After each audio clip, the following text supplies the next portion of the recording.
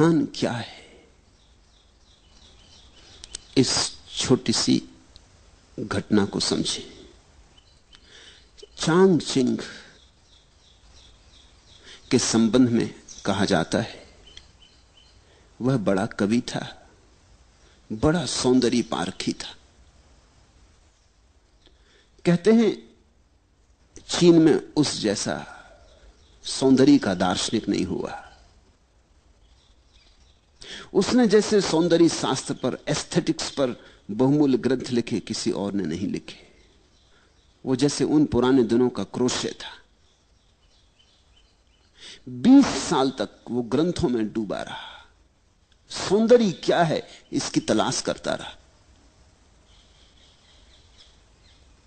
एक रात, आधी रात, किताबों में डूबा डूबा उठा, पर्दा सरकाया, द्वार के बाहर झांका, पूरा चांद आकाश में था। चिनार के ऊंचे दरख्त जैसे ध्यानस्थ खड़े थे। मंद समीर बहती थी। उस समीर पर चढ़कर फूलों की गंध उसके नासापुटों तक आई। कोई एक पक्षी, जल पक्षी, जोर से चीखा और उस जल पक्षी की चीख में कुछ घटित हुआ, कुछ घट गया। चांग चिंग अपने आप से ही जैसे बोला, how mistaken I was, how mistaken I was, raise the screen and see the world. कैसी मैं भूल में भरा था, कितनी भूल में था मैं। पर्दा उठाओ और जगत को देखो। 20 साल किताबों में से उसे सौंदर्य का पता न चला। पर्दा हटाया और सौंदर्य सामने खड़ा था, साक्षात। तुम पूछते हो ध्यान क्या है? ध्यान है पर्दा हटाने की कला। और यह पर्दा बाहर नहीं है, यह पर्दा तुम्हारे भीतर पड़ा, तुम्हारे अंतस्थल पर पड़ा है। ध्यान है पर्दा हटाना। पर्दा बुना है विचारों से, विचार के ताने बानों से पर्दा बुना है। अच्छे विचार, बुरे विचार, इनके ताने बाने से पर्दा बुना है। जैसे जैसे तुम विचारों के पार झांकने लगो, या विचारों को ठहराने में सफल हो जाओ, या विचारों को हटाने में सफल हो जाओ, वैसे ही ध्यान घट जाएगा। निर्विचार दशा का नाम ध्यान है। ध्यान का अर्थ है ऐसी कोई संधि भीतर जब तुम तो हो, जगत तो है, और दोनों के बीच में विचार का पर्दा नहीं। कभी सूरज को उगते देखकर, कभी पूरे चांद को देखकर, कभी इन शांत वृक्षों को देखकर, कभी गुलमोहर के फूलों पर ध्यान करते हुए।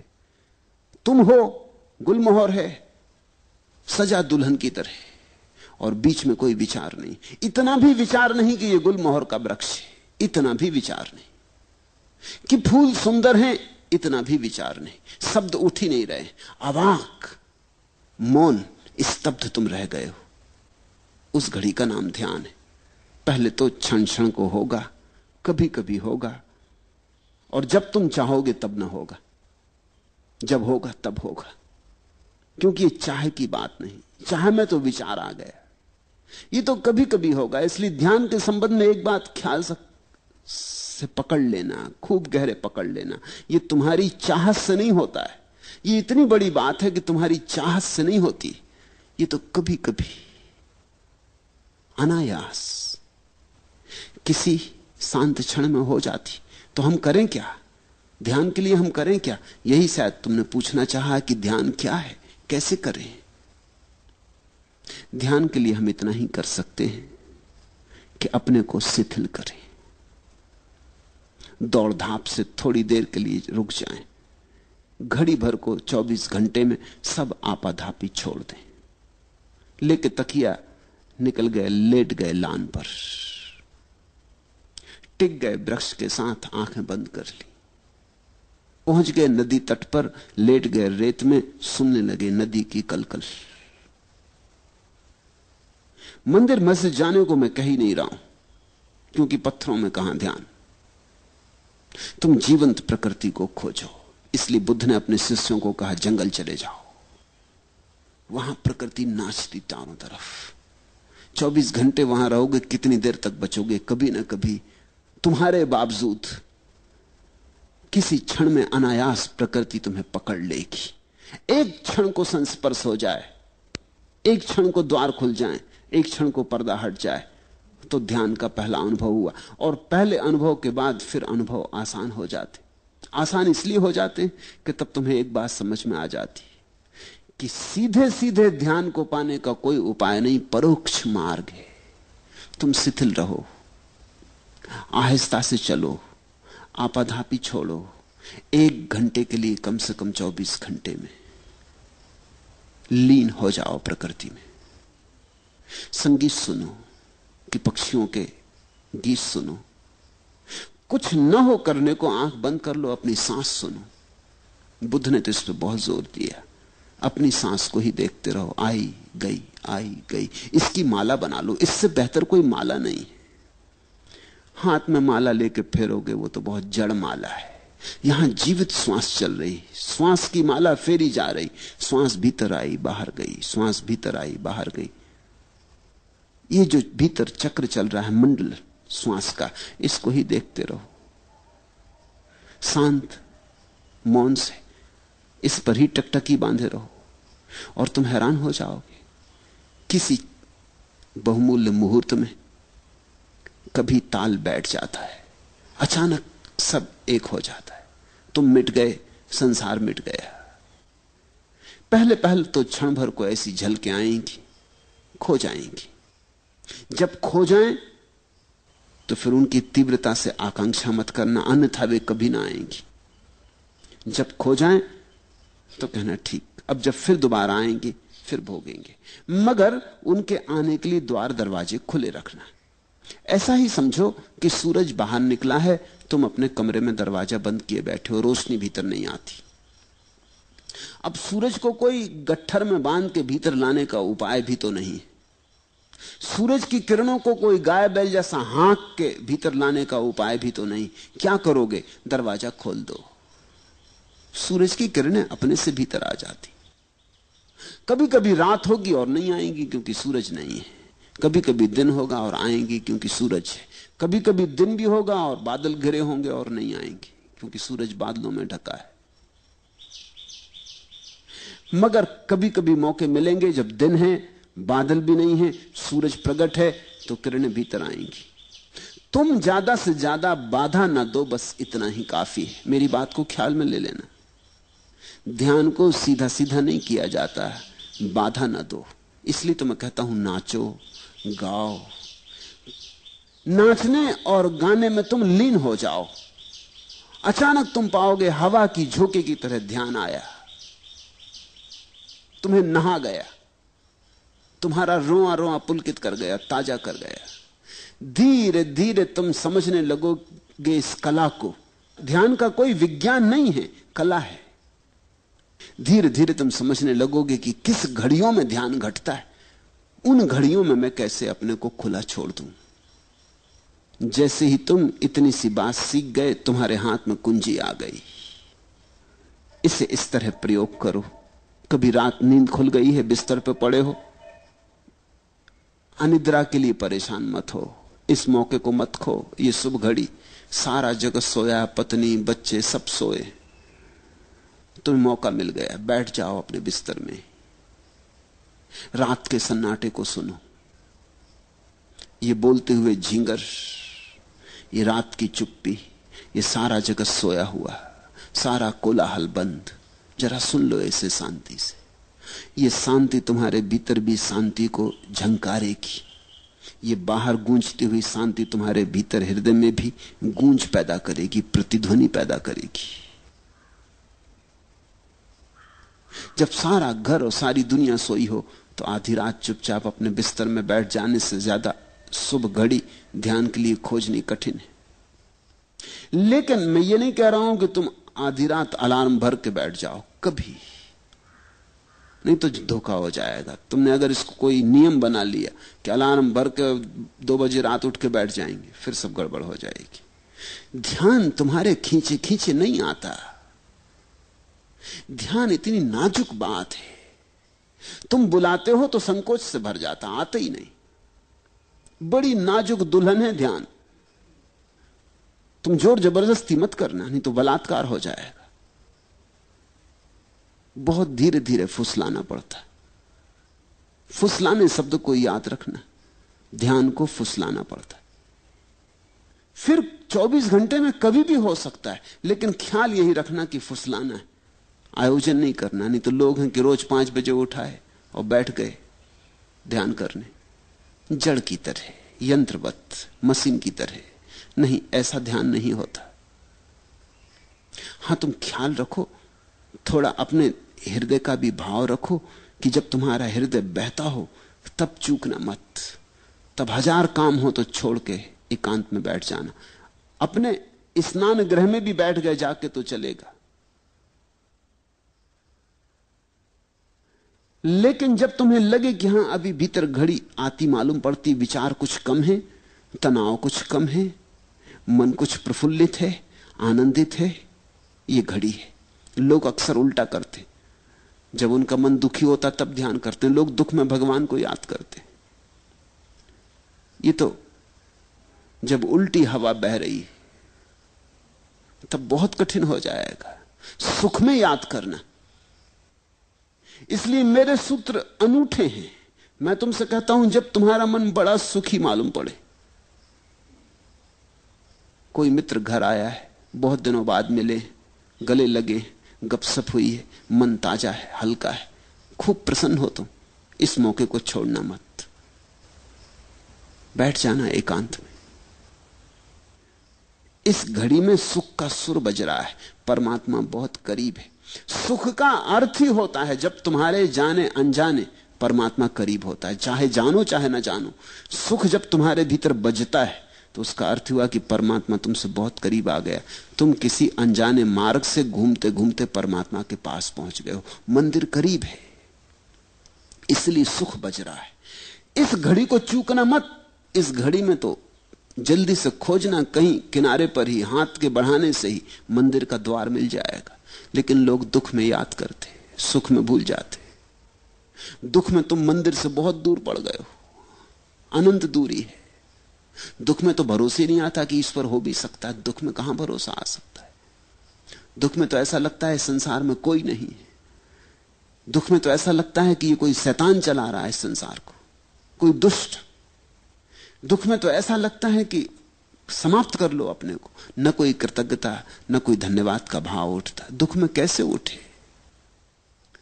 लेकिन लोग दुख में मंदिर जाते, मस्जिद जाते, भगवान को याद करते, प्रार्थना करते और सुख में भूल जाते। और मैं तुमसे कहता हूं, सुख में ही घटता है। सुख के क्षण में ही तुम करीब से करीब होते हो। उस समय सरक जाना, उस समय लेट जाना जमीन पर, साष्टांग रख देना सिर भूमि पर, ठंडी गीली लान पर लेट जाना, आंख बंद कर लेना। उस क्षण सोच लेना अपने को कि मिल रहे पृथ्वी के साथ, एक हो रहे पृथ्वी के साथ। और तुम पाओगे कभी कभी आ जाती लहर, तरंग की तरह तुम्हारे भीतर प्राणों में कुछ कब जाता, कोई नई बीन बजती। धीरे धीरे पहचान हो जाएगी और धीरे धीरे तुम्हें कला आ जाएगी। तुम धीरे धीरे पहचानने लगोगे कि कब इसके होने के क्षण होते, कैसी दशा होती तुम्हारी जब ये निकटता में घट जाती है बात, और कैसी दशा होती है तुम्हारी जब ये मुश्किल होती है बात। फिर तुम पहचान पे पड़ जाओगे। तुम्हारी आत्मविज्ञा, तुम्हारा प्रतिभिज्ञा, तुम्हारी पहचान धीरे धीरे साफ होने लगेगी। पहले तो अंधेरे में टटोलने जैसा है, मगर ध्यान घटता है। और कभी कभी तो उन लोगों को भी घटता है जिन्होंने ध्यान के संबंध में कुछ सोचा ही नहीं। अधार्मिकों को भी घटता है, क्योंकि ध्यान की कोई शर्त ही नहीं है। छोटे बच्चों को घट जाता है, छोटे बच्चों को ज्यादा घट जाता है जब बजाय बड़ों के। तितली के पीछे भाग रहा बच्चा, सुबह का सूरज निकला, भागा जा रहा तितली के पीछे, सब भूल जाता है, तितली ही सब हो गई, उसे याद ही नहीं रहती, खुद भी तितली जैसा उड़ा जा रहा। उस घड़ी ध्यान की झलक मिल जाती। लोग जीवन भर याद करते हैं कि बचपन में बड़ा सुख था। किस सुख की याद है ये? क्या तुम सोचते हो बचपन में तुम्हारे पास बहुत धन था? नहीं था, जरा भी नहीं था। 2-2 पैसे के लिए रोना पड़ता था, 1-1 पैसे के लिए बाप और मां के मोहताज होना पड़ता था। धन तो नहीं था। कोई बड़ा पद था? कहां से होता पद? सब तरह की झंझटें थी।